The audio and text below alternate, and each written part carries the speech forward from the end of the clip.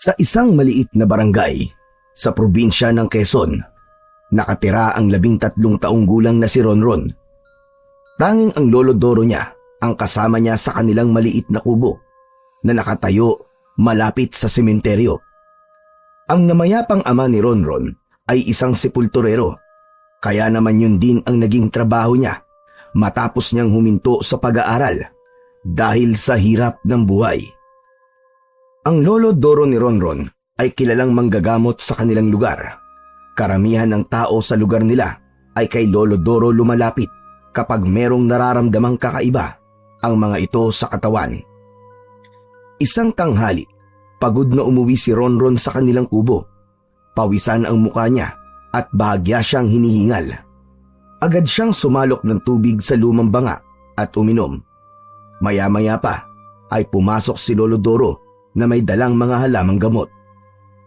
Kumusta ang paglilibing niyo, Ronron? Mukhang pagod na pagod ka yata. Kakatapos lang po, Lolo Doro. Dalawa lang po kasi kami ni Kuya Emong na supulturero kaya nahirapan po kami. Magpahinga ka muna. Mamayang hapon yata maglilibing ulit kayo eh. Mamaya na lang po ako magpapahinga. Ay, oo nga po pala, Lolo. Ito po yung kinita ko ngayon. Kayo na po muna magtabi ah. Nagtabi na rin po ako para sa gamot nyo. Kinuha ni Lolo Doro ang pera na may halong lungkot sa kanyang mga mata. Pasensya ka na, Apo. Kung nagtatrabaho ka sa mura mong edad, dapat ay ako nagtatrabaho para sa ating dalawa. Lolo, naiintindihan ko naman po. Ayos lang po sa akin. Saka, kumikita rin naman po kayo kahit paano sa panggagamot nyo eh. Malaking bagay na po yun. Dapat ay nag-aaral ka at naglalaro. Hindi naglilibing na mga patay at nagbabantay ng puntod. Hindi mo dapat pasan ng ganitong klase ng responsibilidad sa edad mo ngayon. Lolo, masaya naman po ako sa pagiging supulturero ko eh. Wala po kayong dapat na ipag-alala sa akin. Ay oo nga pala, bibili lang po ako ng bigas ha. Wala na po kasi tayong bigas para makapagsaing na rin po tayo. O sige. Basta't mag-iingat ka lang, Apo. Lumabas na si Ronron ng kanilang kubo at naglakad papunta sa tindahan. Ulila na siya mula nung 5 taon pa lamang siya. Namatay ang kanyang ama't ina dahil sa malubhang sakit. Dahil siya ang bunsong anak at ang mga nakatatanda niyang kapatid ay may kanya-kanya ng buhay, ay naiwan siya sa pangangalaga ni Lolo Doro. Kaya siya napunta sa pagiging sepulturero ay dahil yun lang ang trabahong alam niyang kaya niya dahil palagi siya noong nanonood sa tatay niya sa trabahong yun nung buhay pa ito. Maraming natutunan si Ronron sa pagiging sepulturero, gaya ng paghuhukay ng paglilibingan, pag-aayos at pag-aalaga ng puntod. Sa murang edad, walang ibang pangarap si Ronron kundi ang kahit paano ay umangat sila sa buhay ni Lolo Doro. Nais niyang magkaroon ng maginhawang pamumuhay ang kanyang lolo bago man lang ito mawala. Ngunit sa sitwasyon nila ngayon, tila malayo pa siya sa pangarap na yon. Matapos bumili ng bigas, ay naglakad na si Ronron pabalik sa kanilang bahay. Sa paglalakad niya, ay sinalubong siya ni Emilio, ang matalik niyang kaibigan. Nakangiti ito at mukhang puno ng enerhiya. Ronron!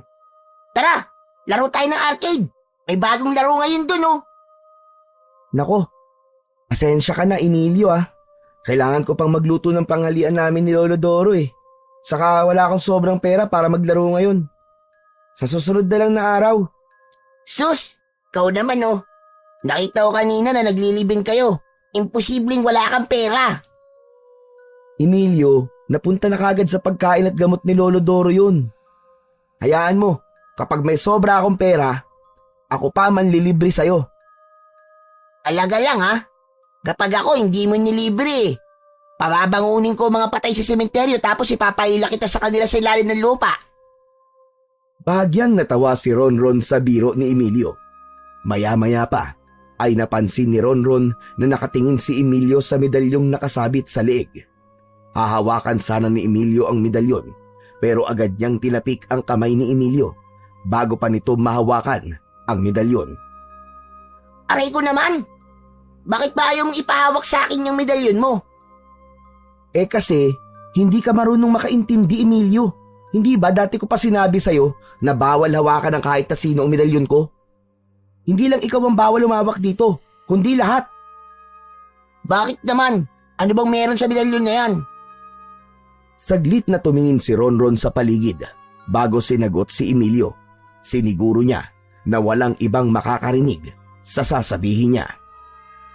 Kasi, sabi ni Lolo Doro, mawawalan daw ng bisa ang kapangyarihan nito kapag hinawakan ng iba. Ano ka mo? Kapangyarihan? Anong kapangyarihan meron ng medalyon mo?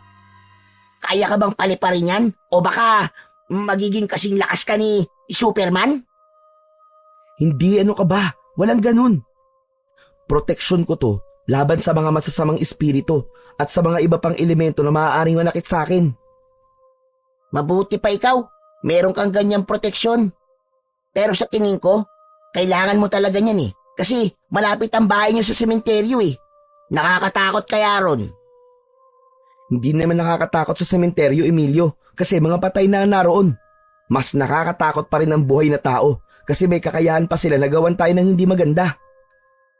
Eh di dapat pala eh, pangontra sa tao ang ibinigay na medalyon ni Lolo Doro sa'yo. Hindi mo kasi naiintindihan eh. Sa dami ng kinalaban ni Lolo Doro na espiritu at kung ano-ano pang elemento, sabi niya, baka akong balikan ng mga yun. Kaya kailangan ko ng ganitong proteksyon. Kung sa bagay, ama nga naman ang lolo mo. O, sige na. Saka na tayo mag-usap. Kailangan ko nang umuwi eh.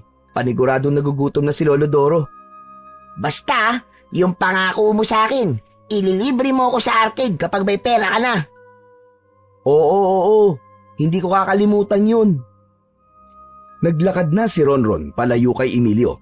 Umuwi siya sa kanilang kubo, dala ang bigas at agad siyang nagsaing.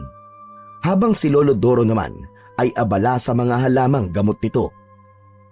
Isang umaga, habang nakatayo si Ronron sa gilid ng pamilya na umiiyak sa kamag-anak na mga ito na ililibing, ay hindi niya naiwasan na maging emosyonal. Tahimik niyang pinagmasdan ang mga kamag-anak na umiiyak. Habang ibinababa sa hukay ang kabaong, hindi niya napigilan ang sariling mapaluha nang maalala niya ang sarili niyang ama at ina. Magkasunod na namatay ang mga yon, kaya napakasakit nun para sa kanya. Kahit 5 taon pa lamang siya nang mangyari yon, ay sariwa pa rin sa kanyang alaala ang mapait na bahagi na yon ng kanyang buhay. Matapos ang libing, ay naglakad na si Ronron palabas ng sementeryo, dala ang bigat ng alaala ng kanyang pamilya. May nakasalubong siyang isang lalaking nakasuot ng malaking sombrero. Itim ang suot ng damit at pantalon. Hindi niya nakita ang buo nitong muka dahil bahagya itong nakayuko. Napahinto sa paglalakad si Ronron nang magsalita ang lalaki. Pwede ba akong magtanong sa iyo? Oo naman po. Tungkol po ba saan? Totoo bang maraming aswang ang nakalibing sa sementeryong to? Ha? Ano po? Aswang po ba? Oo, aswang. Tama ang pagkakadinig mo. Natigilan si Ronron sa tanong ng lalaki. Saglit siyang nag-isip at tinansya niya kung dapat niya ba itong sagutin. Sa huli ay pinili niyang sabihin sa lalaki ang kanyang nalalaman. Hindi po ako sigurado eh. Pero ayon po sa kwento, nagkaroon daw po ng matinding laban noon sa lugar na to. May mga aswang daw at mga tao na naglaban. At marami pong aswang na namatay. Sabi naman po ng mga matatanda, dito raw po inilibing ang bangkay ng mga aswang noon. Nang mapuno na po yung lumang sementeryo, ginawa ng sementeryo ng mga tao tong lugar na to. Muling tiningnan ni Ronron ang lalaki na para bang naghihintay pa ito ng mas marami pang kasagutan. Tatang, bakit niyo po pala naitanong? Saka, sino po ba kayo? Saglit na tiningnan ng lalaki si Ronron, ngunit walang binigkas na salita. Sa halip, tumalikod dito at naglakad palayo, na para bang sinadyang iwan siyang nagtataka. Sinundan ni Ronron ng tingin ang lalaki hanggang sa ito'y mawala sa kanyang paningin. Bagamat nagtataka siya kung sino ang lalaki, ay sinubukan niyang isantabi ang bagay na yon.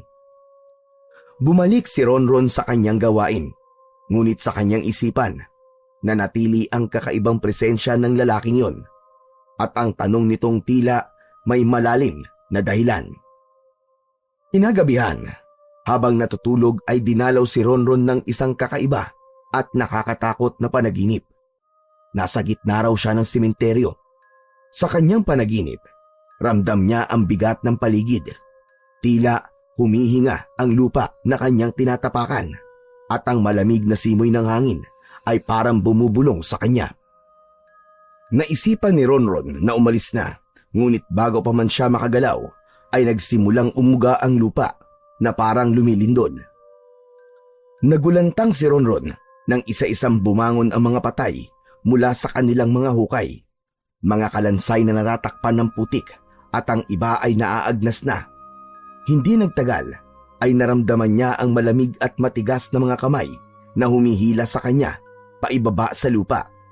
Nagpupumiglas siya at sinubukan niyang sumigaw, ngunit tila walang boses na lumalabas mula sa kanyang bibig. Biglang napabalikwas ng gising si Ronron.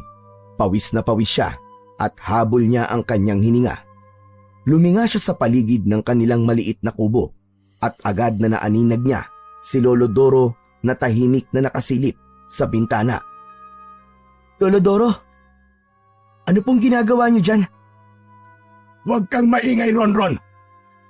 May tao sa labas. Sinubukan ni Ronron na sumilip sa bintana at doon niya nakita ang lalaki mula sa sementeryo. Nakatayo lang yun sa harapan ng kanilang kubo. "Lo, natatandaan ko po ang lalaking yan. Siya yung lalaki nagtanong sa akin kung marami raw bang aswang na nakalibing sa sementeryo." Ronron, huwag mo nang kakausapin ng lalaking yan. Delikado siya. Hindi ka dapat magtitiwala sa lahat ng sasabihin niya. "Pero bakit po, Lo? Ano bang meron sa kanya? Kilala niyo po ba siya?" Saka na ako magpapaliwanag sa'yo. Basta pakinggan mo ako ngayon. Dito ka lang sa loob. Huwag kang lalabas kahit na anong mangyari. "Bakit po, Lo? Ano pong gagawin niyo?" Hindi sumagot si Lolo Doro. Umalis ito sa tabi ng binata at kinuha ang itak. Kinabahan naman si Ronron sa gagawin ng kanyang lolo, kaya pilit niya itong pinigilan nang makita niyang papunta sa pinto si Lolo Doro. Ngunit naging matigas ang kanyang lolo at tuluyan na itong lumabas habang tangan ang itak. Matapang nitong kinausap ang lalaking nasa labas. Umalis ka na rito! Ano't nagbalik ka pa? Tama ka. Nagbalik nga ako, Doro. Bumalik ako sa lugar na ito para maghiganti sa ginawa niyo sa akin. Ang kapal na mukha mo! Ikaw pa maghiganti! Gayong ikaw ang gulo sa lugar na ito! Ikaw, Guillermo! Kung naghahanap ka ng gulo, ako ang makakalaban mo! Umalis ka na rito! Dahil baka tuluyan na kita sa pagkakataon na ito! Akala mo ba ay natatakot ako sa'yo? Mahina ka na. Hindi mo na kayang protektahan ng mga tao rito gaya ng ginawa mo noon. Hindi ako titigil hanggat hindi ko nakukuha ang kinuha mo mula sa akin, Doro. Hindi rin ako natatakot sa'yo, Guillermo. At hindi porket matanda na ako ngayon, ay mahina na ako. Umalis ka na at huwag ka nang babalik pa sa lugar na ito. Nalalapit na ang pagdating ng dilubyo, Doro. At sana, handa ka at ang lugar na ito sa pagbangon ng mga alagad kong pinaslang nyo. Tumawa ng malakas ang lalaki at marahang naglakad papalayo. Naiwang nakatayo si Lolo Doro sa labas ng kubo. Maya-maya pa ay pumasok na si Lolo Doro at agad nitong isinara ang pinto. Nanghihina itong napaupo sa kawayang saig habang hawak pa rin ang itak. Bakas sa mukha nito ang labis na pag-aalala.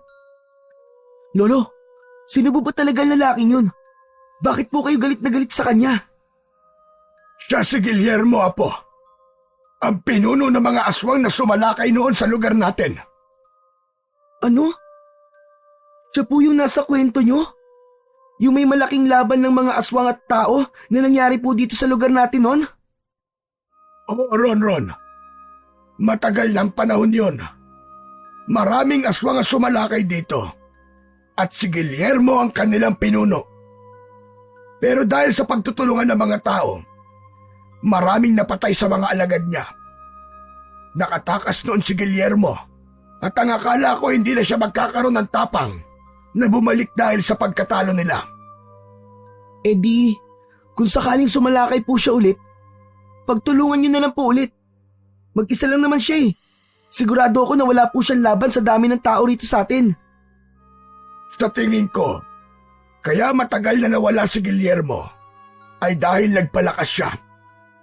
Hindi mo siya dapat maliitin, Ron. Gumagamit ng itim na kapangyarihan si Guillermo. Malakas siya at hindi siya kagaya ng isang normal na aswang. Naramdaman ni Ronron ang paggapang ng takot sa buo niyang katawan. Pero Lo, ano po yung sinabi niyang kinuha niyo sa kanya? Napatingin si Lolo Doro kay Ronron at bagyang lumiit ang kanyang mga mata. Napansin ni Ronron ang pag-aalinlangan ng lolo niya na sagutin ang tanong niya. Tumikhim ito at waring nagdadalawang isip kung ano ang sasabihin. Hindi ko alam. Sadyang kung ano-ano lang ang sinasabi ng Guillermo na yon. Huwag mo nang isipin yun, Ron. Pero Lolo, Tama na, Ron. Matulog ka na. Kailangan natin magpahinga. Mahaba pa ang araw bukas. umango na lang si Ronron pero hindi mapanatag ang kanyang kalooban. Nang humiga sila sa banig ay nakatitig lang siya sa kawalan. Nawala na sa isip niya ang nakakatakot na panaginip nang dahil sa pagdating ni Guillermo at sa mga bagay na nalaman niya tungkol dito. Kinabukasan ng umaga, matapos ang almusal, ay nakita ni Ronron si Lolo Doro na isinuot ang salakot nito. Alam niya na kapag isinusuot nito yon, ay meron itong pupuntahan. Palabas na sana ng kubo si Lolo Doro nang biglang nagtanong si Ronron. Lo, saan po kayo pupunta? Pupunta ako kay Kapitana Elena. Kailangang malaman niya ang tungkol kay Guillermo. Dapat ay malaman niya kaagad na narito na naman si Guillermo para makapaghanda ang lahat.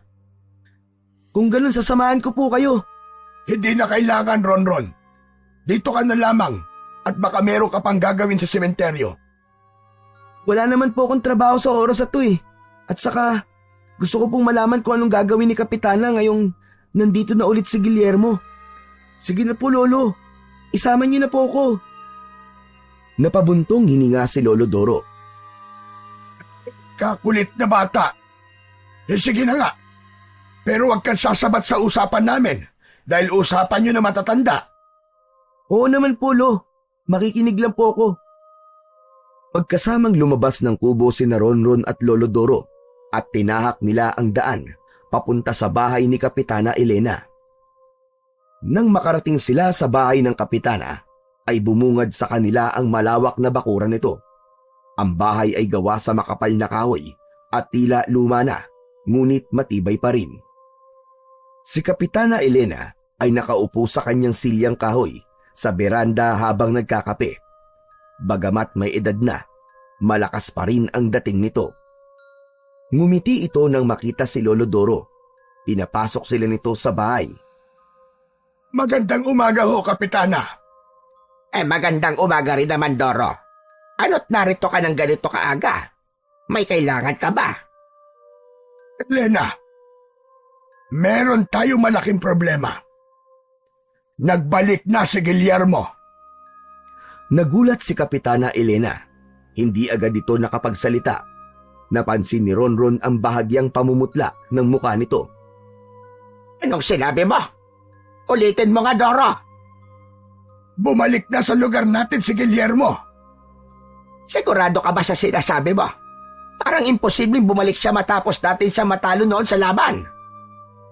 Ganti ang iniisip ko. Pero nagpakita siya sa akin kagabi. Nagbanta siya na may paparating na dilubyo.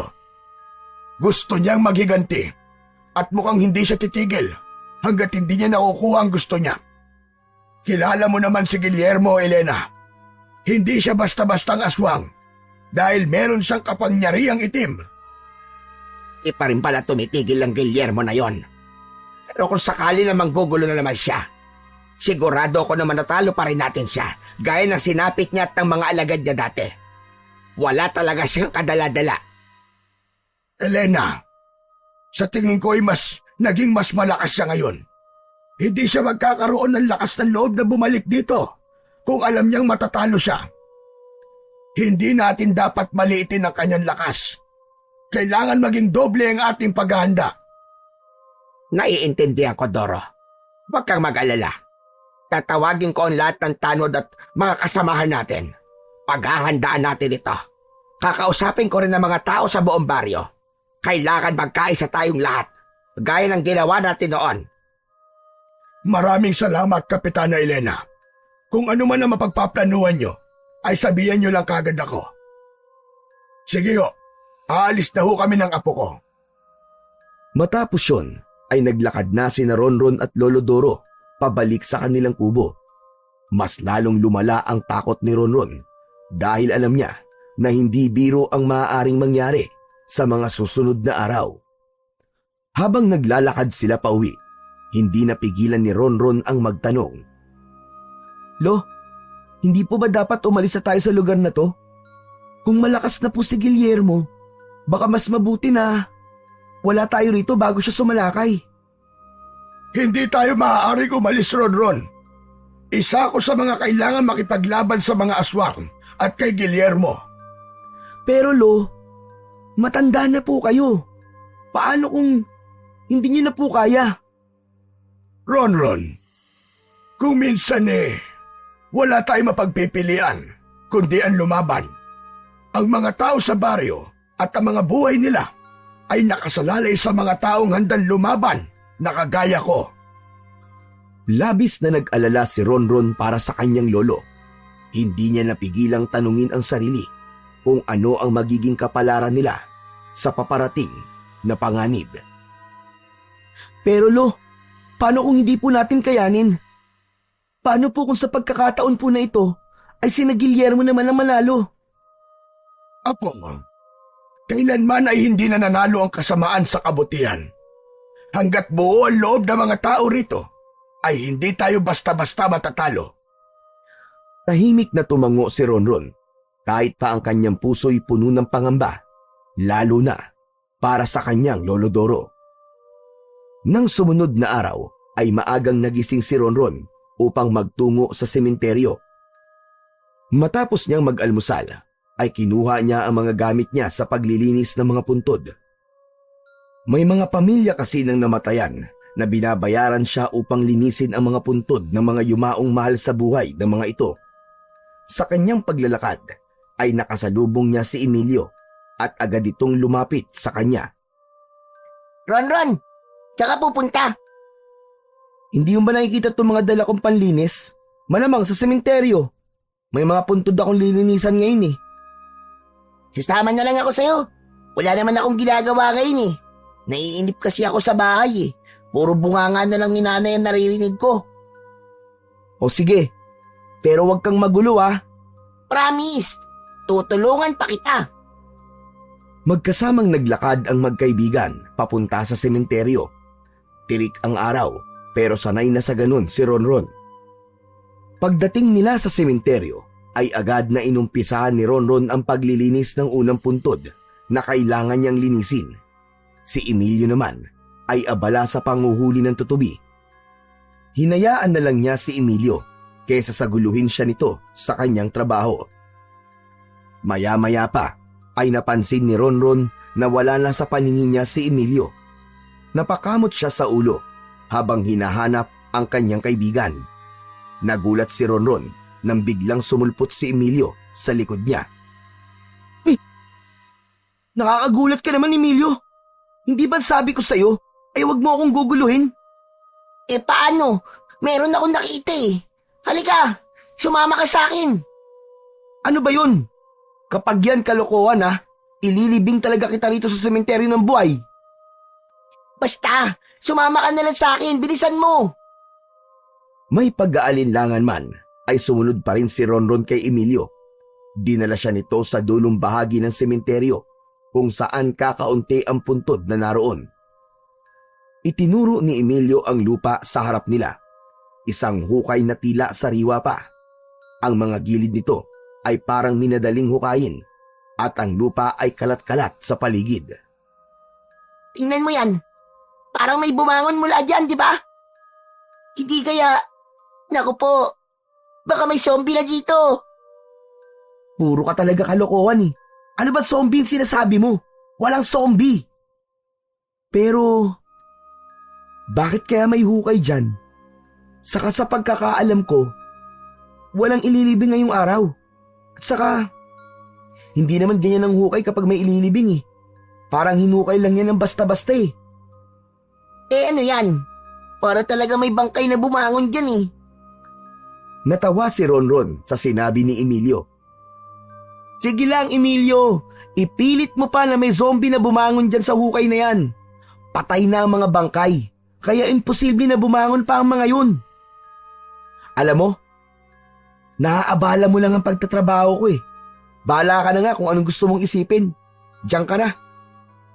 Iniwan na ni Ronron si Emilio at bumalik na siya sa paglilinis ng puntod. Pero habang naglilinis siya ng puntod, ay bigla niyang naalala yung masamang panaginip niya na bumangon ang mga patay sa sementeryo at hinila siya papunta sa ilalim ng lupa. Hindi niya alam, pero bigla siyang kinabahan sa naisip niyang yon. Inagabihan, nagising si Ronron dahil sa nakakasulasok na amoy na hindi niya alam kung saan nanggagaling. Para yung nabubulok na bangkay na hindi niya mawarian. Inisip pa niya nung una na nagpalabas ng masamang hangin ang kanyang lolo dahil kahit tulog yon ay ginagawa nito yon. Pero nang sumingot siya ay nalaman niya na sa labas ng bahay nila nanggagaling ang mabahong amoy. Bumangon siya at kinusot ang kanyang mga mata. Habang tahimik niyang inaamoy ang paligid ay may narinig siyang kaluskos mula sa labas ng kubo. Napatingin siya sa may pinto dahil tila doon nanggagaling ang kaluskos. Hindi na nakatiis pa si Ronron at ginising na niya si Lolo Doro at agad din itong naamoy ang napakabahong amoy. Nagtaka si Ronron nang walang imik na bumangon si Lolo Doro. Agad nitong kinuha ang nakasabit na itak sa dingding. Palabas na sana ito ng pinto. Nang pigilan ito ni Ronron. Lolo! Lolo! Saan po kayo pupunta? Anong gagawin niyo at may dala po kayong itak? Sigurado ako may aswang sa labas, Apo. Sa tingin ko, ay nagsisimula na maggasik ng lagim si Guillermo. Kung may aswang po sa labas, huwag na po kayong tumuloy, Lo. Baka kung ano po mangyari sa inyo. Hindi pwedeng hindi ko harapin to, Ronron. Kailangan ipakita ko kay Guillermo na hindi ako natatakot sa kanya. Dito ka lang, at kahit na ano mangyari, huwag kang lalabas. Nais pa sanang pigilan ni Ronron ang kanyang lolo, pero mabilis itong lumabas ng kubo. Isinarado nito ang pinto, ngunit binuksan din kagad yun ni Ronron ng kaunti at sumilip siya mula roon. Sa ilalim ng liwanag ng buwan, nakita niya ang lolo niyang nakatayo sa gitna ng kanilang bakuran. Maya-maya pa ay may isang nakakatakot na nilalang ang nagpakita kay Lolo Doro. Alam ni Ronron na isa yung aswang, ngunit ang katawan nun ay naaagnas na at nakakasulasok ang amoy nun na abot sa kanyang kinaroroonan. Meron yung napakahabang dila na gumagalaw na akala mo ay isang ahas. Bigla na lamang sumugod ang aswang kay Lolo Doro. Sa paghaharap ng dalawa ay biglang nabitiwan ni Lolo Doro ang itak. Nang makita ni Ronron ang nangyari ay hindi na siya nagdalawang isip na tulungan ang kanyang lolo. Agad siyang lumabas ng kubo at tumakbo patungo sa lolo niya. Dinampot niya ang itak sa lupa, pero bago pa niya yun makuha ay siya naman ang sinunggaban ng aswang. Kinalmot siya ng aswang sa dibdib at nahila ng kamay nito ang medalyon sa leeg niya. Nang wala na sa leeg ni Ronron ang medalyon, ay bigla siyang nakaramdam ng kakaibang init sa loob ng kanyang katawan. Para siyang sinusunog. Biglang nagbago ang anyo ni Ronron. Ang kanyang balat ay naging itim at ang mga kuko niya ay tumalim. Namula ang mga mata niya habang ang mga ngipin niya ay naging matutulis. Sa matinding galit ay inatake niya ang aswang. Gamit ang kanyang matutulis na kuko ay walang tigil niyang kinalmot ang aswang hanggang sa magkalasog-lasog ang katawan nito. Nang tumumba sa lupa ang naaagnas na aswang ay sakalang huminto si Ronron. Nilingon ni Ronron si Lolo Doro na noon ay gulat na nakatingin sa kanya. Bigla niya itong sinugod dahil bigla siyang nakaramdam ng pagkauaw sa dugo ng tao. Sinunggaban niya si Lolo Doro. Nang matumba ang matandang lalaki, ay pinaibabawan niya ito. Akmang sasakmalin na ni Ronron si Lolo Doro nang malakas na nagsalita ang kanyang lolo. Ronron! Apo! Ito! Ang Lolo Doro mo! Lolo Doro! Huminto si Ronron sa akmang pag-atake. Naguguluhan siya. Umalis sa ibabaw ng kanyang lolo. Tumayo si Lolo Doro at mabilis na dinampot ang medalyon mula sa lupa. Inayos nito yon at muling isinabit sa leeg ni Ronron. Dahan-dahang bumalik ang anyo ni Ronron sa pagiging tao. Napahawak si Ronron sa dibdib niya habang nanginginig ang buo niyang katawan. Lolo! Ano nangyari sa akin? Bakit po ako naging aswang? Pumasok na tayo sa loob. Kailangan natin mag-usap. Nanatiling tahimik si Ronron habang nakatingin siya sa kanyang lolo na nauna nang pumasok sa loob ng kubo. Naguguluhan man, ay sumunod na lamang siya kay Lolo Doro. Pagpasok ni Ronron at Lolo Doro sa kubo, ay agad na isinarado ni Lolo Doro ang pinto. Naupo ito sa lumang bangko at ang itak ay inilapag nito sa tabi. Si Ronron naman ay nanatiling nakatayo. Gulong-gulo pa rin siya sa mga nangyari. Lolo, ano ba nangyari? Bakit po ako naging aswang? Huminga ng malalim si Lolo Doro bago nagsalita. Alam ko mabibigla ka sa sasabihin ko, Ronron. Pero sana, subukan mong intindihin ang lahat. Sana'y huwag kang magagalit sa akin kung inilihim ko man sa iyo ang katotohanan sa kung sino kang talaga. Ano po bang totoo? Sabihin niyo na po sa akin. Bakit po ako naging aswang? Ang medalyon na yan ang pumipigil sa iyo para hindi lumabas ang pagiging aswang mo, Ronron. Kapag wala yan sa iyo, lalo na kapag gabi, ay lalabas ang totoo mong anyo. Pero bakit po ako naging aswang? Hindi ako ang tunay mong lolo, Ronron. Ang tunay mong lolo ay si Guillermo. Ang nakagisnan mong mga magulang ay hindi mo totoong magulang. Ang totoo mong nanay na si Elisa ay anak ni Guillermo. Pero tutol siya sa kasamaan ng kanyang ama. Nagtago siya dito sa lugar natin nang malaman niyang buntis siya. Kinupkup siya ni Kapitana Elena at doon kanya ipinanganak. Pero sa kasamaang palad, namatay ang nanay mo nang ipanganak ka niya. At ikaw na po nag-alaga sa akin simula noon? Oo, tama ka. Tinanggap ko ang responsibilidad na alagaan ka. Ayokong mapunta ka sa kamay ni Guillermo dahil alam kong gagamitin ka lang niya sa kasamaan. Kaya nakipag-ugnayan ako sa kaibigan kong antingero. Ibinigay niya ang medalyon na suot mo ngayon. Yan ang naging dahilan. Kaya nabubuhay ka ng gaya ng isang normal na tao. Kung ganun po, ako pala ang tinutukoy niya sa sinabi niya na bagay na kinuha mo sa kanya dahil ako ang apo niya. Ganun na nga.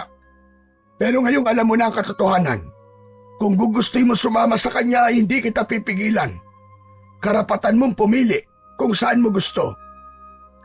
Napatingin si Ronron kay Lolo Doro at ang mga mata niya ay nanlabo dahil sa luhang gustong kumawala. Lolo, hindi ko po kayo iiwan. Alam ko na kaya niyo ako kinuha kay Guillermo upang mabuhay ako ng tama. Kahit hindi po ikaw ang tunay kong lolo, para sa akin po, ikaw pa rin po ang lolo ko. Hindi na napigilan ni Ronron ang pagpatak ng kanyang mga luha. Lumapit siya kay Lolo Doro at niyakap ito ng mahigpit. Ayoko po kay Guillermo. Hindi po ako sasama sa kanya. Tao ako, Lolo. Kahit dugong aswang dumadaloy sa buong katawan ko. Salamat, Apo. Salamat at kahit nalaman mo ang totoo, ay hindi ka pa rin sasama kay Guillermo. Tama ka. Ayokong lumaki kang kagaya ni Guillermo. Naniniwala ako sa kabutihan ng puso ng iyong ina. At alam ko na yun ang ipinamana niya sa iyo. Mas lalong humigpit ang yakap ni Ronron sa kanyang Lolo Doro. Sa kabila ng nalaman niya, ay mas ninais pa rin niyang hindi iwanan si Lolo Doro dahil naniniwala siya na dapat ay pumanig pa rin siya sa kabutihan kahit isa siyang aswang. Kinabukasan ay maagang nagising si Ronron. Hindi maalis sa isip niya ang nangyari noong nakaraang gabi. Inalala niya ang sandaling nagbago ang anyo niya. Pakiramdam niya ay isa lamang yung panaginip. Ngunit sa halip na matakot o magalit, mabilis niyang tinanggap ang katotohanan. Alam niya na siya ang mahihirapan kung patuloy niyang itatanggi sa kanyang sarili kung ano talaga siya. Pagkatapos ng almusal, ay inaya ni Lolo Doro si Ronron na pumunta sa bahay ni Kapitana Elena. Hindi na tumanggi si Ronron at maya-maya pa ay magkasama na silang naglakad ng lolo niya patungo sa bahay ni Kapitana Elena. Pagdating sa bahay ng kapitan ay kumatok sila sa pinto. Pinagbuksan sila ng kapitana at agad na pinatuloy. May nangyari ba, Doro? May umatake sa amin kagabi. Isang aswang. Nagsisimula na si Guillermo. Pero huwag kang mag-alala dahil nasabihan ko na mga tanod. Nag-iisip lang ako ng paraan kung paano sasabihin sa mga tao na hindi sila magugulat o matatakot. Mabuti naman kung ganon. Mas maganda na maging handa tayong lahat. Pero ang aswang na umatake sa amin ay hindi pangkaraniwang aswang, Elena. Isa yung amalanhig. Amalanhig? Ano po yun, Lolo? Ang amalanhig ay maaaring namatay na tao o aswang na nabuhay muli. Karaniwan, bumabangon sila dahil may hindi pa sila natatapos na misyon nung nabubuhay pa sila. Pero sa nangyayari ngayon, malakas ang kutob ko na ginagamit ni Guillermo ang itim niyang mahika upang buhayin ang mga alagad niyang namatay noon sa labanan dito sa ating lugar. Ngayon, ibinabalik sila ni Guillermo bilang mga amalanhig. Kung ganon, amalanhig ang makakalaban natin? Oo, Kapitana. At mas mapanganib sila dahil kontrolado sila ni Guillermo. Ano natin sila lalabanan? May alam ka bang kahinaan ng mga amalanhig, Doro? Takot ang amalanhig sa tubig. Pero posible na nilagyan ni Guillermo ng itim na mahika ang mga amalanhig. Kung ganon, maaaring hindi tumalab sa kanila ang tubig. Natahimik ang tatlo ng ilang sandali. Baka sa mukha nila ang labis na pagkabahala. Kung hindi po uubran tubig, ano pong gagawin natin? Mag-iingat tayo, Ronron. Hindi lang lakas ang kailangan dito. Kailangan nating gamitin ang utak natin at kailangan nating magtulungan lahat. Pero Elena, meron ka pang dapat malaman. Alam na ni Ronron ang totoo kung sino talaga siya. Ang ibig mong sabihin ay alam na ni Ronron na isa siyang aswang? Oo, Elena. Kagabi, inatake siya ng aswang at naalis ang medalyon niya. Nag-anyong aswang si Ronron, kaya wala na akong nagawa kundi sabihin sa kanya ang katotohanan. Pero huwag po kayo mag-alala, Kapitana. Kahit si Guillermo po ang tunay kong lolo, ay hindi po ako papanig sa kanya. Ayoko pong gamitin niya ako sa masama niyang balak dito sa lugar natin. Salamat naman sa Diyos, Ronron. Doro, hindi ka talaga nagkamali sa pagpapalaki sa batang ito. Salamat, Elena. Pero natatakot pa rin ako sa puwersa ngayon ni Guillermo. Mukhang kailangan natin ng dagdag na lakas. Napakunot ng noo si Kapitana Elena. Anong iniisip mo, Doro? Kailangan na natin kunin ang mutya sa Kuwebang Tulog. Pero, alam mong mapanganib yun, Doro. Marami nang sumubok na kumuha ng mutya. Pero karamihan sa kanila hindi na nakalabas ng kuweba. At hanggang ngayon, ay hindi pa rin nakikita ang katawan nila. Alam ko, Elena. Pero wala na tayong ibang paraan. Kung hindi natin susubukan, baka sa pagkakataong ito ay si Guillermo at ang mga amalanhig ang magwagi. Isang mahabang katahimikan ang namayani sa kanila. Makalipas lamang ang ilang sandali, ay tumanguna si Kapitana Elena. Kung yan ang gusto mong gawin, hindi na kita pipigilan, Doro. Pero sa tingin ko, ay ipagpaliban mo muna ang pagtangkang pagkuha sa mutya. Hintayin muna natin na sumalakay si Guillermo. Tansyahin muna natin ang lakas nila bago ka magdesisyon sa pagkuha sa mutya. Wala na tayong panahon. Ayokong hintayin pa ang una nilang pagsalakay. Ang gusto ko, ang una nilang pagsalakay ay yun na rin ang magiging huli. Hindi na nagsalita pa si Kapitana Elena. Marahil ay naramdaman ito na desidido na talaga si Lolo Doro na kunin ang mutya sa Kuwebang Tulog. Si Ronron naman ay napaisip kung ano ang magagawa ng mutya na yon at nais siyang makuha ni Lolo Doro.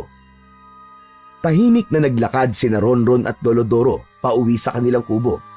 Ngunit ang utak ni Ronron ay ayaw uminto sa kakaisip sa kung ano ba talaga ang mutya na sinasabi ni Lolo Doro. Sa tagal na niyang kasama ang kanyang lolo, ay noon lamang niya narinig mula rito ang tungkol sa mutya na yon. "Lo, anong klase po bang mutya yung nasa Kuwebang Tulog?" Isa yung makapangyarihang mutya, Apo. At hindi basta-basta yun makukuha dahil binabantayan yun ng mga engkantada sa loob ng kuweba.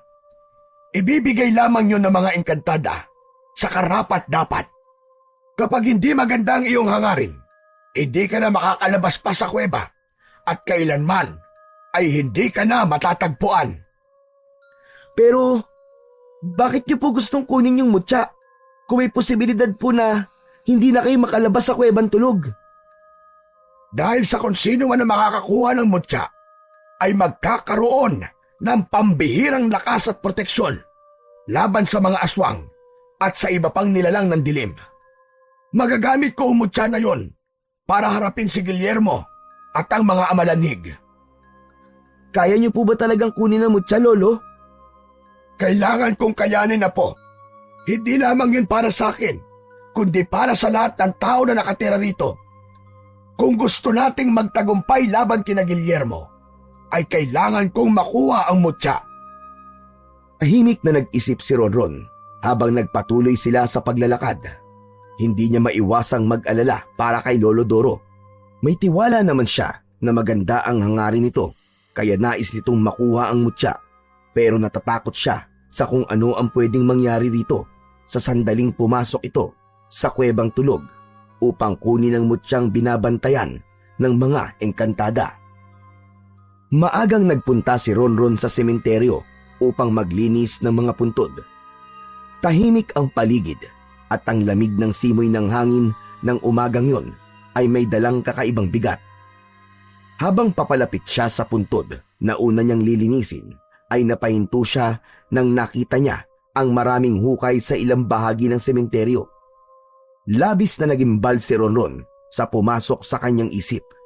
Lumapit siya sa isa sa mga hukay. Nang sumilip siya, ay napansin niya na tila meron talagang bumangon mula roon.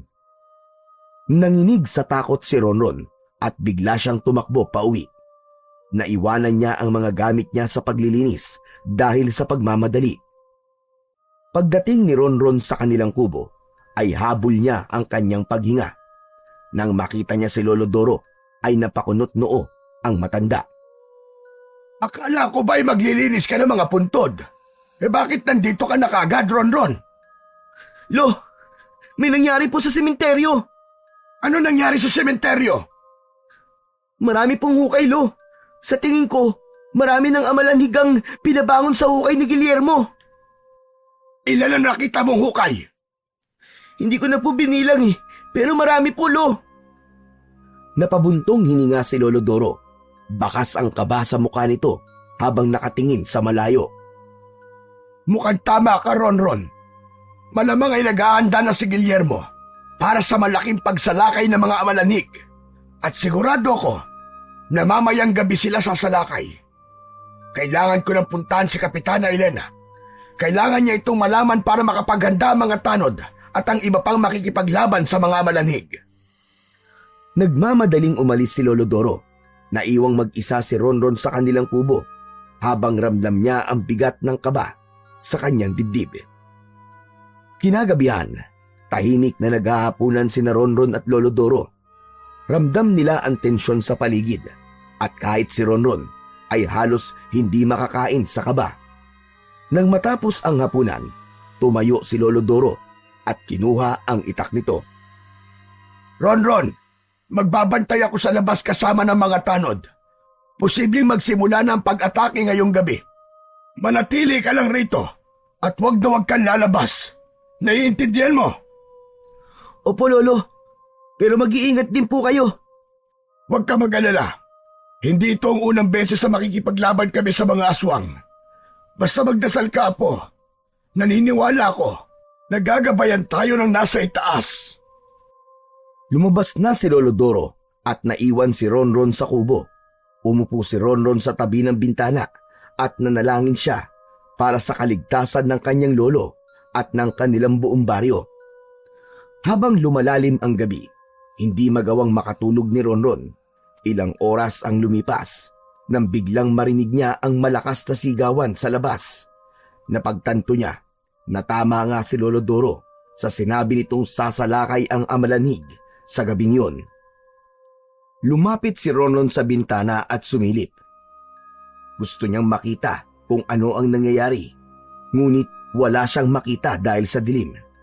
Doon na siya nagdesisyon na lumabas. Nais niyang makasiguro na walang masamang mangyayari sa kanyang lolo. Paglabas ni Ronron ay bumungad sa kanya ang kaguluhan. Ang mga tao ay may bitbit na balde ng tubig at binubuhusan ang mga amalanhig. Ngunit walang epekto ang tubig sa mga yon. Ang mga amalanhig ay patuloy pa rin sa pagsalakay sa bawat taong nakikita ng mga ito. Nakita ni Ronron si Lolo Doro sa gitna ng labanan. Kahit matanda na ito, ay mahusay pa rin yung gumamit ng itak laban sa mga kalaban. Hindi niya napigilang humanga sa kanyang lolo. Hanggang sa naisip ni Ronron na hindi pwedeng nanonood lang siya. Kailangan ay meron din siyang gawin. Napatingin siya sa kanyang medalyon at hinawakan niya yon. Kung tatanggalin ko to, magiging aswang ako. Magkakaroon ako ng lakas para labanan sila. Akmang huhubarin na ni Ronron ang medalyon nang makita niya si Lolo Doro na nakatingin sa kanya. Kaagad itong tumakbo papunta kay Ronron. Nang makalapit sa kanya si Lolo Doro, ay mahigpit nitong hinawakan ang kamay ni Ronron at pinigilan ang paghubad niya sa medalyon. Ronron, anong ginagawa mo? Lolo, gusto ko pong tumulong. Gusto ko po maging aswang para makalaban po ako sa mga amalanhig. Hindi, Ronron. Kapag ginawa mo yan, maguguluhan ang mga tao. Baka hindi ka nila maintindihan. Sa tingin mo ba'y tatanggapin ka nila kapag nakita ka nilang isang aswang? At isa pa, hindi mo pa kayang kontrolin ang pagiging aswang mo. Paano kung imbis na makatulong ka ay mas lalong maging komplikado ang sitwasyon? Natigilan si Ronron at tumingin kay Lolo Doro. Napagtanto niya na merong punto ang kanyang lolo. Lumuwag ang pagkakahawak niya sa medalyon hanggang sa tuluyang yung kumawala sa kanyang mga kamay. Tama ka, Lolo. Hindi ko dapat gawin to. Baka makapanakit ako ng ibang tao dahil hindi ko pa kayang kontrolin ang pagiging aswang ko. Bumalik ka na ron sa loob ng kubo. Doon ka muna. Hintayin mo na lang ako ron. Agad na bumalik si Lolo Doro sa pakikipaglaban sa mga amalanig, habang si Ronron naman ay nagtago na lamang at pinanood ang nangyari. Matapos ang matinding sagupaan, lahat ng amalanhig na sumugod ay napatay ni na Lolo Doro. Ang baryo ay muling nabalot ng katahimikan. Lumabas na si Ronron sa pinagtataguan niya at sinalubong niya ng mahigpit na yakap ang kanyang lolo. Masaya siya dahil ligtas ito at hindi man lang nasugatan. Kinaumagahan, habang nag-aalmusal sina Ronron at Lolo Doro, ay hindi maitago ni Ronron ang bigat na meron sa dibdib niya dahil sa muntik na siyang makagawa ng isang desisyon na sigurado siyang pagsisisihan niya. Halos hindi niya ginalaw ang pagkain niya dahil sa lalim ng kanyang iniisip. Masama ba ang pakiramdam mo, Apo? Parang wala kayatang ganang kumain. Hindi po kasi mawala sa isip ko yung gagawin ko sana kagabi. Patawarin niyo po ako, Lolo. Kung natukso po akong alisin ang medalyon. Ayos lang yun, Apo. Mahirap ang tukso. Lalo na kung alam mong makakatulong ka. Pero tandaan mo, ang pagiging aswang ay di solusyon para makatulong ka. Isa pa, hayaan mo na lang sa aming matatanda ang pakikipaglaban. Huwag mo nang uulitin yun na po, ha? Pangako po, hindi ko na po uulitin. Ipinagpatuloy nila ang pagkain. Pagkatapos ng ilang saglit ng katahimikan, ay muling nagsalita si Lolo Doro. Ronron, aalis ako pagkatapos natin mag-almusal. Saan po kayo pupunta, Lo? Sa Kuwebang Tulog. Kukunin ko ang mutya. Pero Lo, sa tingin ko hindi niyo po kailangan kunin pa ang mutya. Hindi ba't natalo niyo na ang mga malanhig kagabi? Sigurado ako na sa susunod nilang pag-atake ay matatalo niyo ulit sila. Ronron, Apo, hindi tayo dapat maging kampante. Malakas ang kutob ko na sinadya nilang magpatalo kagabi dahil gusto ni Guillermo na isipin natin na maihinang nila lang ang mga malanhig. Malakas ang kutob ko. Nakasama yon sa plano ni Guillermo. Hanggat buhay si Guillermo, hindi titigil ang mga malanhig sa pagsalakay. Kailangan kong kunin ang mutya upang matiyak na may laban tayo sa kanila. Hindi na nagsalita si Ronron, pero sa kaloob-looban niya ay hindi niya kayang hayaan ng kanyang lolo na magpunta sa mapanganib na kuweba. Tahimik siyang nagplano at nag-isip. Pagkatapos maghanda ni Lolo Doro sa pagpunta nito sa Kuwebang Tulog, ay nagpaalam na ito kay Ronron. Habang palayo si Lolo Doro, ay mabilis na nagpalit ng damit si Ronron at tahimik niyang sinundan ang kanyang lolo patungo sa Kuwebang Tulog. Hindi niya kayang manatili sa bahay nila habang hindi siya sigurado sa kaligtasan ng kanyang lolo. Naghintay lang ng ilang minuto si Ronron bago siya sumunod kay Lolo Doro. Matyaga niyang sinundan si Lolo Doro pero nakadistansya siya rito upang hindi siya nito maramdaman. Pumasok si Lolo Doro sa masukal na gubat. Matapos ang ilang oras ng paglalakad, ay narating na ni Lolo Doro ang paanan ng bundok. Doon ay tumambad sa kanila ang isang kuweba na may malaking pasukan. Agad na nagtago si Ronron sa likod ng makapal na halaman. Ang buong akala niya ay papasok na si Lolo Doro sa kuweba, pero umupo muna ito sa malaking bato sa labas ng kuweba. Inisip na lang niya na baka magpapahinga ang kanyang lolo matapos ang mahabang paglalakad. Tahimik na naghintay si Ronron habang pinapanood ang kanyang lolo. Minsan ay tumatayo ito at naglalakad-lakad, tapos babalik ulit sa pagkakaupo sa bato. Lumipas ang mga oras at bumagsak na ang dilim sa paligid. Ang kuweba ay naging mas nakakatakot sa ilalim ng liwanag ng buwan. Hindi alam ni Ronron kung paano siya tumagal sa pinagtataguan niya. Pero nagpasalamat siya sa Diyos nang makita niyang nagsimula ng maglakad si Lolo Doro papasok sa kuweba. Lumabas si Ronron mula sa kanyang taguan at mabilis na naglakad palapit sa pasukan ng kuweba. Ngunit bago siya makalapit ng tuluyan, ay bigla siyang sinalubong ni Lolo Doro mula sa loob. Akala mo ba hindi kita nakita sa pinagtataguan mo kanina? Anong ginagawa mo rito, Ronron? Hindi man sabi ko sa'yo, ay sa bahay ka lang. Patawad po, Lolo. Gusto ko lang naman po makasigurong ligtas kayo eh. Delikado ang lugar na ito, Ronron. Umalis ka na at umuwi. Mas delikado po kung ako lang po mag-isang maglalakad pabalik, Lolo. O ganito na lang po. Pumasok na po kayo sa loob ng kuweba tapos dito lang po ako sa labas. Hihintayin ko po kayo. Napakatigas talaga ng ulo mong bata ka. Pero sige, dito ka lang sa labas at wag na wag kang susunod sa loob ha. Opo, hindi po ako susunod. Bakit po kasi hinintayin niyo pang dumilim bago kayo pumasok dito sa kuwebe? Dahil ito ang tamang oras para makuha ang mutya. Sige na, papasok na ako sa loob. Dito ka lang, Ronron. Magagalit na talaga ako sa'yo kapag sinuway mo pa ako. Opo, dito na lang po ako. Lo, good luck po sa inyo ha. Sana po makuha niyo po ang mutya. Tinitigan ni Lolo Doro si Ronron na para bang duda pa rin ito na susundin siya nito. Sinindihan na ni Lolo Doro ang dala nitong lampara at saka naglakad papasok sa kuweba. Sa kabila ng ipinangako ni Ronron na hindi na siya susunod sa loob ng kuweba, ay sumunod pa rin siya kay Lolo Doro. Maingat ang bawat hakbang niya at sinikap niyang huwag gumawa ng kahit na kaunting ingay. Sinundan niya ang liwanag mula sa lampara ng kanyang lolo. Ilang minuto silang naglakad hanggang sa marating ni Lolo Doro ang isang malawak na bahagi ng kuweba. Nang tumingala si Lolo Doro, ay napansin ni Ronron na nakatingin ito sa isang patusok na bato na nasa itaas. Nagmadali siyang nagtago sa likod ng malaking bato.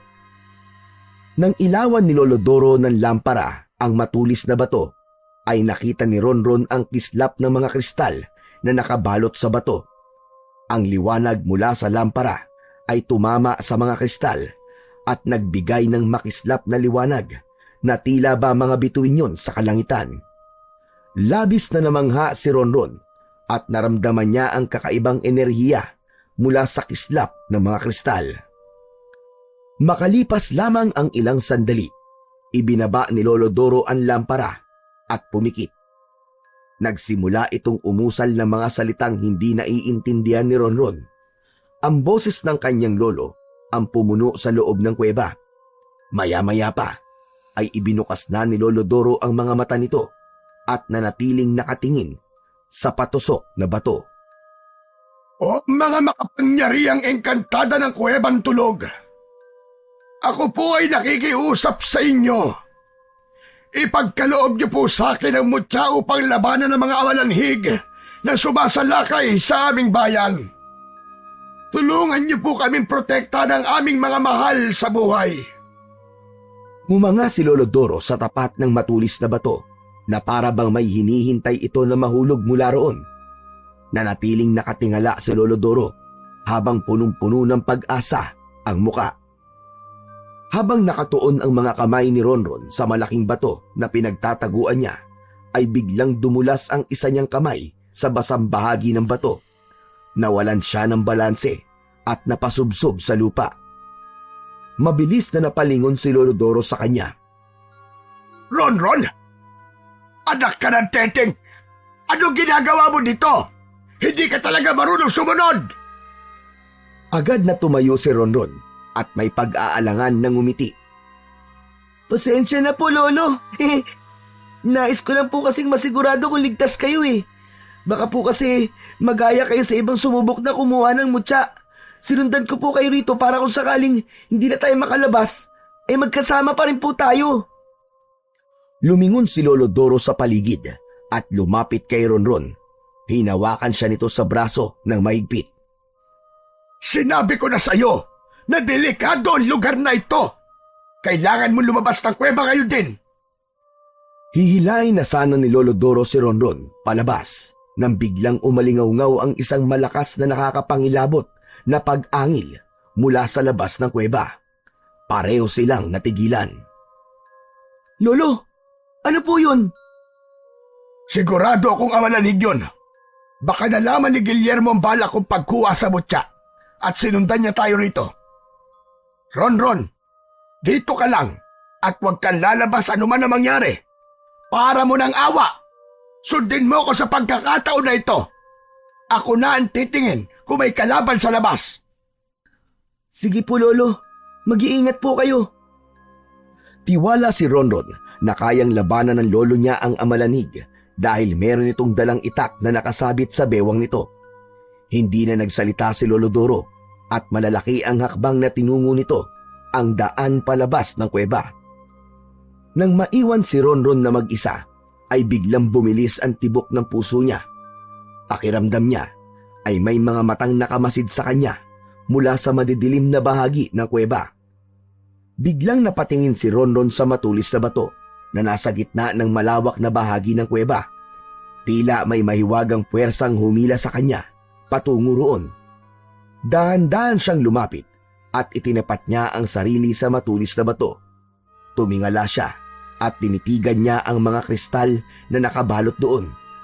May naririnig siyang mga bulong pero hindi niya maintindihan kung ano ang sinasabi ng bulong na yon. Biglang nagliwanag ang dulo ng bato at unti-unting nabuo ang isang maliit na liwanag na tila isang perlas. Nanlaki ang mga mata ni Ronron sa pagkamangha at gulat. Pakiramdam niya ay nahipnotis po siya ng liwanag na yon, kaya hindi niya maialis ang mga mata niya roon. Hanggang sa nakita niya na tila malalaglag na ang liwanag na nasa dulo ng matulis na bato, at ang agad niyang naisip ay baka yun na ang mutya. Naisip din niya na baka hindi yun maaaring malaglag sa lupa. Makalipas lamang ang ilang segundo, ay tuluyan nang humiwalay ang liwanag sa dulo ng bato at bumulusok na yon pababa.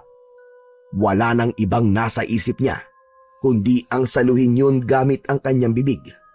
Ngumanga siya at tuluyang pumasok ang mutya sa kanyang bibig at nalunok niya yon. Naramdaman ni Ronron ang paglakbay ng mutya sa kanyang lalamunan. Impit na napasigaw si Ronron nang maramdaman niya ang mabilis na pagdaloy ng kakaibang init sa buo niyang katawan. Napaluhod siya at ang kanyang mga palad ay nakatuon sa malamig na lupa.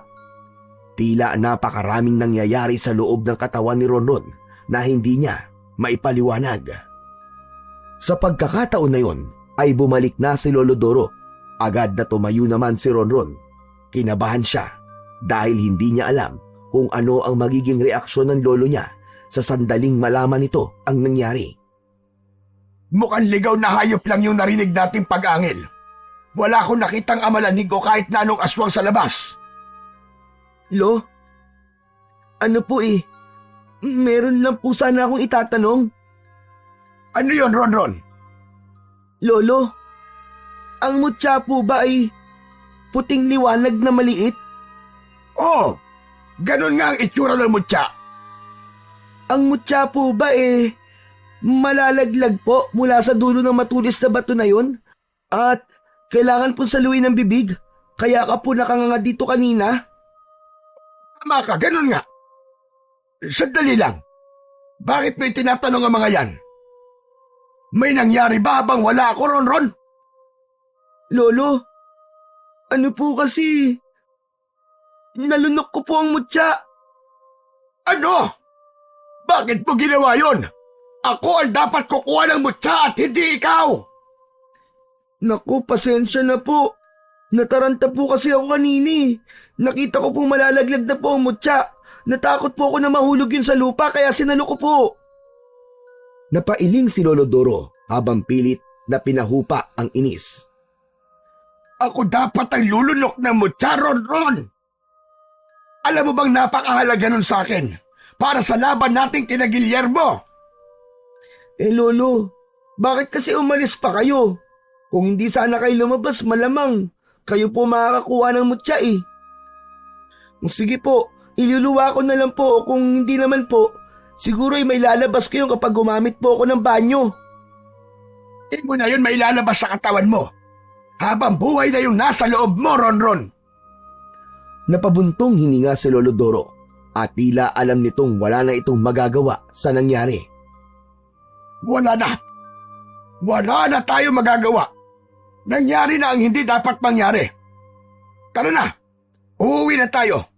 Sa bahay na lang tayo mag-usap. Tahimik na sumunod si Ronron habang puno siya ng kaba at takot sa maaaring kahinatnan ng kanyang ginawa. Habang naglalakad palabas ng kuweba, ay naisip ni Ronron na isang malaking pagbabago ang naganap sa kanyang buhay. Kinabukasan ng umaga ay nagtungo sina Ronron at Lolo Doro sa bahay ni Kapitana Elena. Agad silang pinapasok ng kapitana at nag-usap silang tatlo sa maliit nitong sala. Si Ronron naman ay tahimik lamang habang si Lolo Doro ay seryosong nagsimula ng usapan. Kapitana, nakuha na namin ang mutya sa kuwebang tulog. Totoo ba sinasabi mo, Doro? Abay, salamat sa Diyos. Napakahalaga niyan para sa ating lahat. Napakalaking tulong niyan sa laban natin sa mga amalanhig at kay Guillermo. Ngunit nagtaka si Kapitana Elena nang makita nito ang seryosong ekspresyon ni Lolo Doro. At sandali lang. Bakit naman ganyan ang mukha mo, Doro? May nangyari ba? Hindi ako nakakuha ng mutya. Si Ronron ang nakakuha. Ano ka mo? Abay, bakit si Ronron?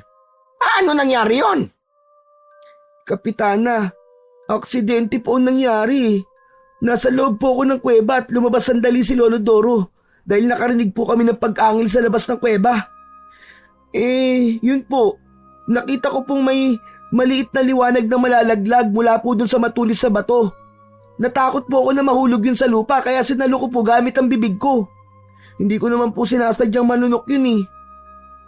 Natigilan si Kapitana Elena na parang hindi pa rin makapaniwala sa sinabing yun ni Ronron. Ano na ang gagawin natin ngayon, Doro? May paraan ba para mailabas ang mutya mula sa kanya? Wala ng paraan, Kapitana. Ang mutya ang pumili kay Ronron. Mukhang siya na ang matagal lang hinihintay ng mga engkantada na magmay-ari nito. Ang mutya ay habang buhay ng nasa katawan ni Ronron. Kung ganon, si Ronron na talaga ang tagapangalaga ng mutya ng Kuwebang Tunog. Ganon na nga. Dahil na kay Ronron na ang mutya, wala na tayong magagawa kundi isama siya sa laban. Siya na ngayon ang bago nating kaalyansa laban sa mga amalanhig at kay Guillermo. Napalunok si Ronron. Naguluhan siya at natakot sa bigat ng responsibilidad na biglang umatang sa kanyang balikat. Ngunit nang tiningnan niya ang mukha ng kanyang lolo at ni Kapitana Elena, ay napagtanto niyang wala siyang karapatang umatras. Ronron, handa ka pa makipaglaban kina Guillermo? Handa ka bang harapin ang mga amalanig? Opo, Lolo. Gusto ko pong tumulong. Ayoko may masaktan pang mga tao sa ating lugar. Saka, wala na rin po ako mapagpipilian dahil nasa akin na po ang mutya. Malaki ang papel mo, Ronron. Sana'y kayanin mo ang hamon na ito. Wala kang dapat na ipag-alala dahil nasa likod mo kaming lahat. Tumango si Ronron. Alam niyang wala nang atrasan yun. Hindi niya akalain na dahil sa simpleng aksidenteng pagkakalunok niya sa mutya, ay tuluyang nagbago na ang kapalaran ng kanyang buhay. Simula noon, ay halos araw-araw nang sinasanay ni Lolo Doro si Ronron sa pakikipaglaban. Itak ang napili ni Lolo Doro na pagtuunan ng pansin ni Ronron na maaari niyang gamitin laban sa mga aswang. Ronron, kahit nasa inamot siya, ay hindi ka pwedeng dumipende lamang sa kapangyarihan nito.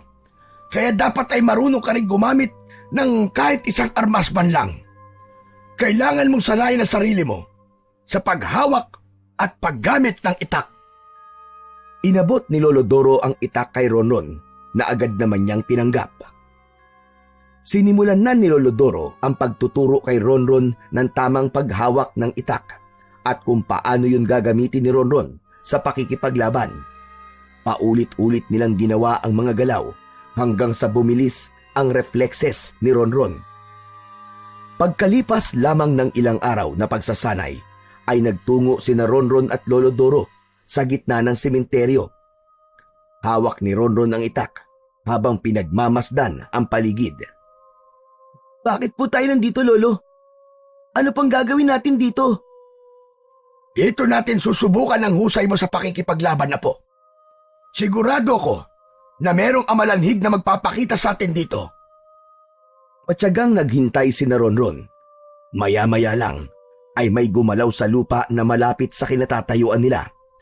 Nagsimulang bumuka ang lupa at mula roon ay bumangon ang isang amalanhig Agad na umalingasaw ang nakakasulasok nitong amoy. Nang makita sila ng amalanig, ay agad itong nagsimulang lumapit sa kanila. Isang malalim na paghinga ang pinakawalan ni Ronron at inihanda niya ang kanyang sarili sa pakikipaglaban. Humigpit ang paghawak niya sa dala niyang itak. Sinugod ng amalanhig si Ronron habang ang mahaba nitong dila ay nakaturo kay Ronron. Ngunit mabilis na nakaiwas si Ronron. Isang mabilis na hampas ng itak ang ginawa niya at nagawa niyang putulin ang dila ng amalanig. Agad niyang sinundan yun ng pagtaga sa balikat ng amalanig. Bumagsak sa lupa yun at naputol ang braso ng halimaw. Ganyan nga, Ronron! Gamitin mo mga itinuro ko sa'yo! Dama ni Ronron ang daloy ng init sa kanyang katawan mula sa mutya. Lalo siyang bumilis at ang bawat galaw ng amalanig ay naging malinaw sa kanyang paningin. Gumawa siya ng isang mas matapang na atake at tinarget ang leeg ng halimaw. Sa huli, isang malakas na taga mula sa itak ni Ronron ang tuluyang nagpabagsak sa amalanig. Nang humandusay yun sa lupa, ay unti-unting naglaho ang katawan nito na parang abo sa hangin. Magaling, Apo! Hindi lang lakas ang pinakita mo, kundi disiplina at tapang. Maraming salamat po, Lolo Doro. Hindi ko yun magagawa kung hindi po dahil sa inyo at sa kapangyarihan po ng mutya. Parang ang lakas-lakas ko po, Lolo. Pakiramdam ko, kaya ko ang kahit na ano. Tandaan mo, Apo, na ang mutya ang pumili sa'yo dahil alam nitong kaya mo. Pero wag mong kalimutan na mas malaki ang ambag mo kung bakit ka malakas ngayon. Hindi ka nalang basta bata, Ronron. Isa ka ng mandirigma. Matapos na masubukan ang kasanayan ni Ronron sa pakikipaglaban, ay nagdesisyon na silang umuwi. Habang naglalakad pabalik sa kanilang bahay, ramdam ni Ronron ang bagong tiwala sa sarili. Alam niyang nagsisimula pa lamang ang kanyang laban, ngunit handa siyang harapin ang kahit na anong panganib para sa kanyang Lolo Doro at sa lahat ng tao sa kanilang lugar. Isang tahimik na gabi, nakadungaw si Ronron sa bintana ng kanilang kubo. Maliwanag ang buwan ng mga oras na yon, at ang malamig na hangin ay tila nagbigay ng bigat sa kanyang iniisip. Malayo ang kanyang tingin na parang hinahanap ang kasagutan sa mga tanong na bumabagabag sa kanyang isipan. Lumapit si Lolo Doro kay Ronron at tinapik siya nito sa balikat. Kanina pa kita napapansing tahimik, Apo. Ang lalim yata ng iniisip mo. May gumugulo ba sa isip mo? Pwede mong sabihin sa akin kung ayos na sa'yo. Lo, iniisip ko lang po kung bakit po ako ang pinili ng mga engkantada sa Kuwebang Tulog na bigyan po ng mutya. Sa dami ng mas karapat dapat, bakit ako po na isang aswang? Ronron, hindi nagkakamali ang mga engkantada sa pagpili ng pagkakatiwalaan nila ng mutya. Marahil ay nakita nila ang puso mo. Nakita nila ang kabutihan mo, ang tapang at ang hangarin mong tumulong sa iba. Hindi mahalaga kung ano o kung sino ka para sa kanila. Ang mahalaga ay kung sino ka ngayon at kung ano ang kaya mong gawin para sa kabutihan. Pero sa totoo lang po, Lo, pakiramdam ko po ay hindi ko alam kung kaya ko bang labanan ng totoo kong lolo na si Guillermo. Kahit paano po dugo niya pa rin ang dumadaloy sa akin. Hindi ko kayang sagutin yan para sa iyo, Apo. Pero tandaan mo ito. Ano man ang desisyon mo, ay maiintindihan ko. Ikaw ang may hawak ng mutya at ikaw rin ang may kakayahang magdesisyon kung paano ito gagamitin. Pero malaki ang tiwala ko sa iyo na tama ang gagawin mo, Apo. Maraming salamat po, Lolo. Salamat po sa paggabay niyo sa akin. Malaking parte po kayo ng buhay ko, lalo na sa kung ano ko ngayon. Siguro, kung hindi niyo po ako inilagaan, ay kasama ako ni Guillermo na nakikipaglaban sa inyo. At isa ako sa nag-aasik ng kasamaan dito sa lugar natin. Sinabi ko naman sa'yo, Apo, hindi kita tiningnan na isang aswang nang magdesisyon akong alagaan ka. Para sa akin, ay totoo kitang apo. O paano? Matutulog na ako. Matulog ka na rin at bukas ay maaga pa ang ating pag-iensayo. Umalis na si Lolo Doro sa tabi ni Ronron at nauna na itong natulog. Napatingin si Ronron sa buwan at pilit niyang kinukumbinsi ang sarili na kakayanin niya ang anumang pagsubok na darating sa kanyang buhay. Dama niya ang bigat ng responsibilidad sa kanyang mga balikat, pero kahit paano ay gumaan ang pakiramdam niya dahil sa mga sinabi ng kanyang Lolo Doro. Ramdam niyang malapit na ang laban, ang pagsubok na magpapakita kung talagang karapat-dapat siya sa mutya. Simula noon ay palagi nang kasama ni na Lolo Doro at ng mga tanod si Ronron sa pagbabantay sa lugar nila tuwing gabi.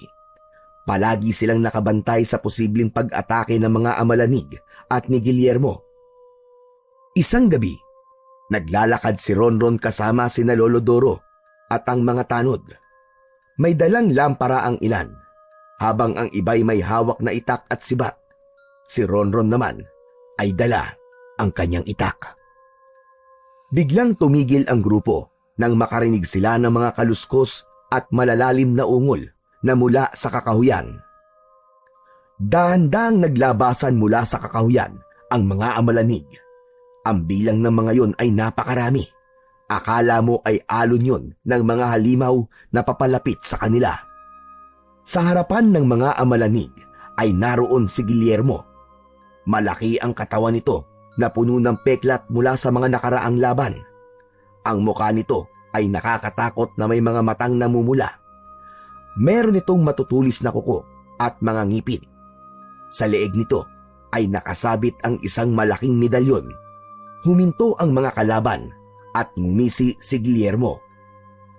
Sa gabing ito, sisiguraduhin ko na lahat ng tao rito ay kamatayan na kaahantungan.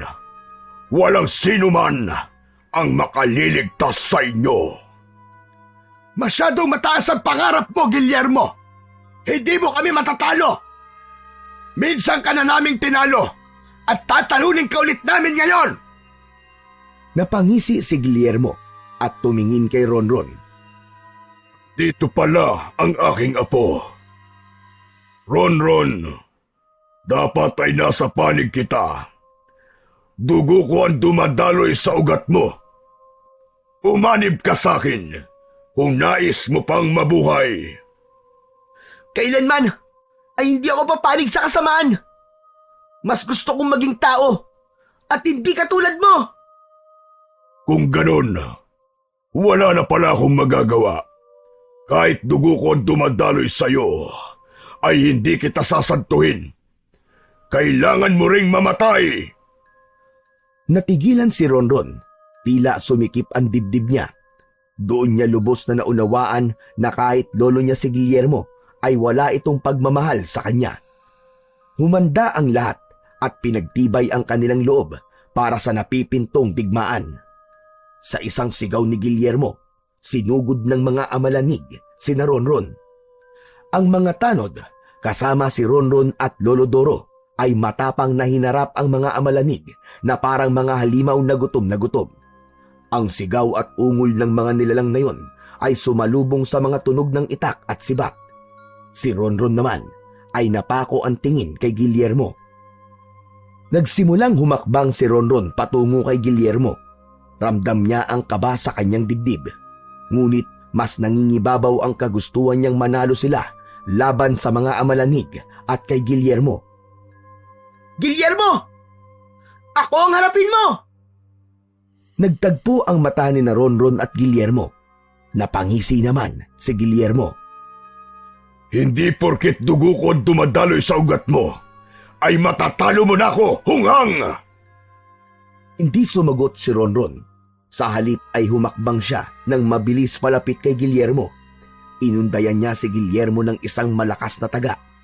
Tumama yon sa braso ni Guillermo, ngunit nagulat si Ronron nang makitang mababaw lang ang sugat na nilikha ng pag-atake niyang yon. Mabilis na gumanti ng atake si Guillermo at isang malalim na kalmot sa dibdib ang natamo ni Ronron. Napaigtad si Ronron at naramdaman niya ang init ng dugo na umagos mula sa kanyang sugat. Mabilis na lumingon sa paligid si Ronron at nakita niya ang kasamahan niya na isa-isa nang napapalood. Ang iba ay sugatan at halos wala ng lakas. Hanggang isang ideya ang pumasok sa isip ni Ronron. Napatingin siya sa medalyon na nakasabit sa kanyang leeg. Walang pagdadalawang isip na hinubad niya ang medalyon at itinapon yun sa lupa. Isang malakas na sigaw ang kumawala sa lalamunan ni Ronron nang magsimulang magbago ang kanyang anyo. Sa isang kisap mata ay nag-anyong aswang si Ronron. Naramdaman niya ang pagsasanib ng lakas niya bilang isang aswang at ang kapangyarihan ng mutya na nasa loob ng kanyang katawan. Natigilan si Guillermo. Sa unang pagkakataon ay nakita ni Ronron ang takot sa mukha nito. Sigurado si Ronron na naramdaman na ni Guillermo ang nagkukumawalang lakas niya. Mabilis na sinugod ni Ronron si Guillermo at sa bilis ng kanyang galaw ay hindi na nakaiwas si Guillermo sa pagtaga niya ng itak sa tagiliran nito. Umatake si Guillermo pero lahat ng yun ay matagumpay na naiwasan ni Ronron. Hanggang sa napuno na ng galit ang puso ni Ronron at mas naging mabilis at mabangis ang pag-atake niya kay Guillermo. Paulit-ulit niyang sinaksak at tinaga si Guillermo. Nang isaksak niya ang itak sa tiyan ni Guillermo, ay tuluyan na itong bumagsak sa lupa. Duguan ito at puno ng sugat. Tumayo si Ronron sa tabi ni Guillermo at tiningnan niya ito ng nanlilisik niyang mga mata. Katapusan mo na, Guillermo! Maawa ka sa akin, Ronron. Ako pa rin ang iyong lolo. Si Lolo Doro ang lolo ko. At hindi ikaw! Binitiwan ni Ronron ang itak at malakas siyang sumigaw. Hinablot niya kay Guillermo ang medalyon na suot nito at gamit ang isang kamay ay dinurog niya yon. Ngunit hindi pa tapos si Ronron. Sinunggaban niya si Guillermo sa liig gamit ang kanyang matutulis na pangil at sa isang malakas na puwersa, tinapos niya ang buhay nito. Ang katawan ni Guillermo ay tuluyang binawian ng buhay habang ang ulo nito ay halos humiwalay na sa katawan sa lakas ng pagkakasakmal doon ni Ronron. Kasabay ng pagkamatay ni Guillermo ay sabay-sabay na bumagsak sa lupa ang lahat ng amalanig at nilamon ng lupa ang katawan ng mga yon. Bumalik ang katahimikan sa paligid, ngunit agad ding nabasag ang katahimikan nang magsigawan ang mga tao sa tuwa dahil sa tagumpay na kanilang nakuha ng gabing yon. Lumapit ang mga tao kay Ronron at sa kabila ng anyo niyang aswang ay walang natakot sa kanya. Binuhat siya ng mga ito habang paulit-ulit na isinisigaw ang pangalan ni Ronron. Hindi napigilan ni Ronron ang maluwa habang nakatingin sa kanya si Lolo Doro na bakas ang pagmamalaki sa mga mata para sa apo. Nang ibaba si Ronron ng mga tao, ay agad siyang nilapitan ni Lolo Doro para yakapin ng mahigpit. Matapos ang pagyayakapan nila, ay masaya siyang tiningnan ni Lolo Doro. Ronron, apo, hindi pa rin ako makapaniwala. Nagawa mong pagsamahin ang kapangyarihan ng mutya at ang iyong pagiging aswang. Lolo, hindi ko rin po alam kung paano yun nangyari. Pero alam ko po na kung wala kayo, ang mutya at ang tiwala ng mga tao ay hindi ko po magagawa ang lahat ng yun. Kayo po ang nagturo sa akin na kahit ano pa ako, may halaga ako. Hindi talaga nagkamali ang mutya sa pagpili sa iyo, apo. Hindi mo alam kung gaano kita ipinagmamalaki. Lumipas ang ilang araw at tuluyan nang bumalik ang kapayapaan sa lugar ni na Ronron. Nagpatuloy si Ronron bilang isang supiltorero. Sa araw-araw ay abala siya sa paglilinis ng mga puntod, habang sa gabi ay kasama niya si Lolo Doro at ang mga tanod sa pagbabantay dahil alam nila na hindi sila maaaring maging kampante. Muling nagbalik si Ronron sa pag-aaral sa tulong ni na Kapitana Elena. Bagamat isa ng estudyante si Ronron, ay hindi pa rin niya kinalimutan ang responsibilidad niya bilang tagapangalaga ng mahiwagang mutya. Ngunit ang higit na nagpapasaya kay Ronron ay ang pagtanggap ng lahat ng tao sa kanya sa kabila ng pagiging aswang niya. At para sa kanya ay isa yon sa mahalagang bagay na natanggap niya matapos nilang matalo si Guillermo at ang mga Amalanig. Hanggang sa lumipas pa ang maraming taon, si Ronron, ang aswang na tagapagligtas na nagtataglay ng makapangyarihang mutya, ay nagpatuloy sa pagiging haligi ng kanilang lugar laban sa kadiliman.